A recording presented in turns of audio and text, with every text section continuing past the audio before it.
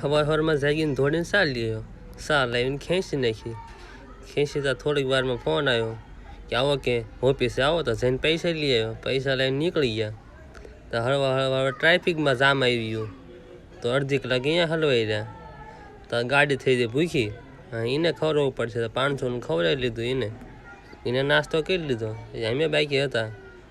બધા કે જસદન કરશું નાસ્તો. તો આટકોટ અડી ગયા. આટકોટની ગોળા આવ્યા તો જસદન પૂગી જાય.